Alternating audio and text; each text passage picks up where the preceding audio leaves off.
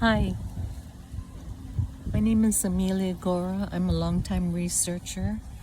I anyway, I've been researching for more than 40 years.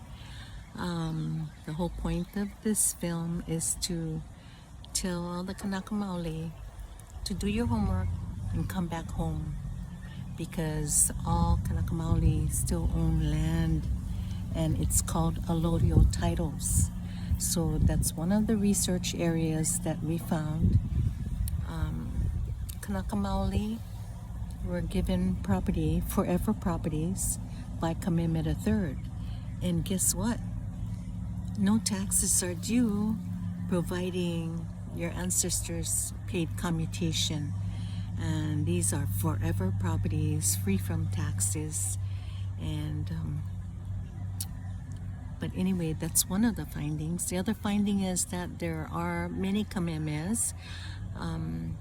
Research has shown that there are actually 22 of Kamehameha's children, and 22 of his grandchildren were found. I'm one of Kamehameha's heirs of his body from 4 of his children. Their names are Kaoleuku, he was the oldest, and then Kanikapole number 2, and then Kalanihele Mailuna, and Kamehameha III, Kauikeauli. So, have been researching and looking for some of the other heirs. Bernice Pawahi was not the last of the Kamehamehas.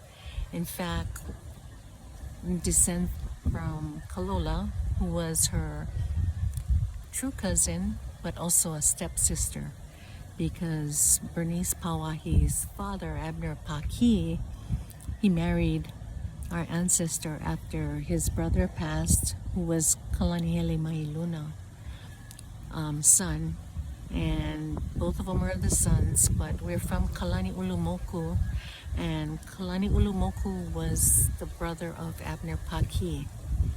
So there's a lot of fraud and criminal activities that happened in Hawaii, and it's all from mostly Americans, and that's why I'll document that Americans are actually liars, and it's been found in research, and they don't own lands in Hawaii because of the allodial titles.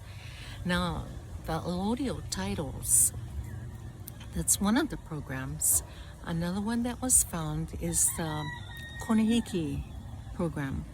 And the Konehiki is, they're the caretakers, and also they were conveyed. 256 of them were given ahupua'as, and it was by Kamehameha III.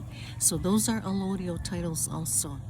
Kamehameha III had 1,000 konehiki that was assigned to him for the taking care of the crown lands, because the crown lands does not belong to the state, does not belong to the U.S. government.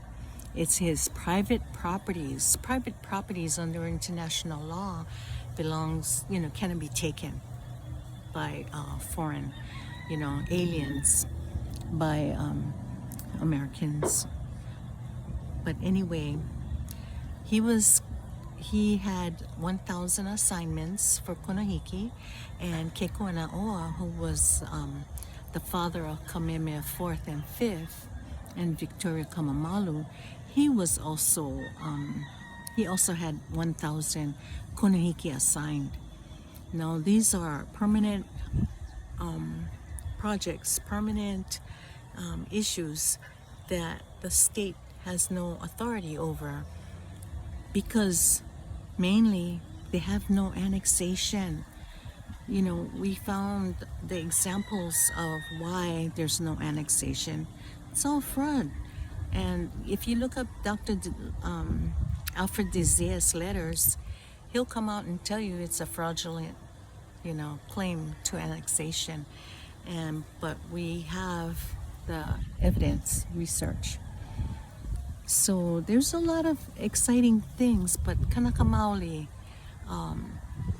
you don't have to worry, you folks. Just do research or contact us if you want to be a konahiki, because konahikis are, they have, our assignments are free from taxes and it's free from rents.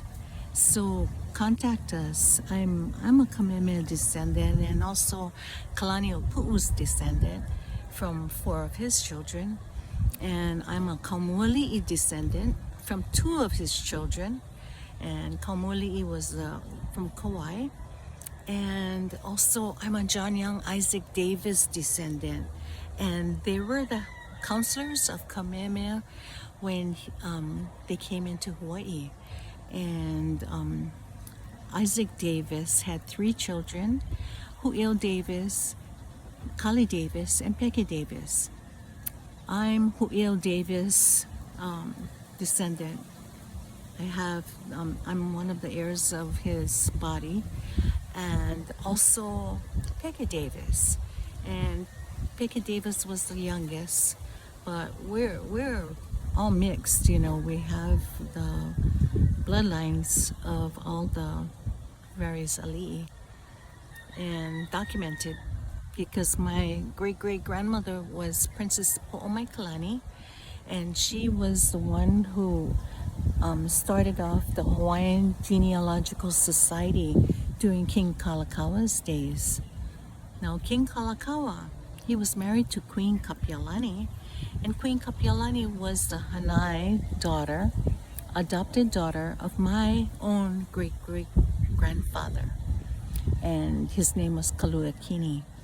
And so he married the daughter of Princess Po'omaikalani, Queen Kapiolani's sister. And so my grandmother ends up being a Hanai sister, a sister of Queen Kapiolani, who was her real auntie, and also her mother was Princess Po'omaikalani's daughter. And we're also the descendants of Kalola, and Kalola is the next of kin to Bernays Pawahi Bishop. Now, there's a lot of piracy and fraud documented, and what it shows is that Bernice Pawahi Bishop, when she died, her next of kin is documented as Kalola, and her husband, Charles Reed Bishop, was supposed to only have a life interest. So he died in 1915, but what he did was he had conveyed his life interest to himself and the trustees of the Bishop Estates. Now, the Bishop Estates, their life interest, they only had a life interest of Charles Reed Bishop, and he died in 1915. So we're looking at criminal, pirates, racketeering people. So there's, anyway, the point is that the Kingdom of Hawaii still exists, because guess what? What we found is that Queen Liliuokalani was put back on the throne in 1893, 1894, and 1897. We have the evidence. So you see, Hawaii, the Hawaiian Islands, is still the Kingdom of Hawaii. And you know, like you hear about American Indians, and then also Venezuela, I guess. They're on record saying that Americans are a bunch of liars. Well, guess what? Coming out from Hawaii, yes, the United States are a bunch of liars. And it's all premeditation and everything that has been done wrong against the Hawaiian people, against the ali'i. It's because of criminal piracy, racketeering, and in fact, there's even an article found that shows that Sanford B. Dole, who became the president of the usurpers of the provisional government turned republic and then became territory. All of that was set in place, but they had no sovereignty. They had no sovereignty. So all of this is war crimes, and the information has been found and documented. And you can go to the websites and just query, about Queen Leleokalani, and you'll find out that she was actually put back on the throne. So it was President McKinley who ended up basically, he was a liar and a fraud, and the U.S. was bankrupt. All of that has been found out. There's articles on bankruptcy, and the U.S. was nearly out of gold, and so they were interested in the monies that Hawaii was getting, because there were at least 100 ships in the harbor at one time, and they were paying duties, to the Kingdom of Hawaii. So, but the U.S. is not the only one involved. It's also Great Britain and France, and they participated in crimes of piracy because all of them failed to follow the neutrality law that was passed by Kamehameha III in 1854. So he said that if anybody failed to pass, recognize his neutrality law, they would be punished as pirates. Nobody likes pirates. So all of this information has to be brought out, because there's when it comes to the violations of treaties and violations of protectorates and violations of the U.S.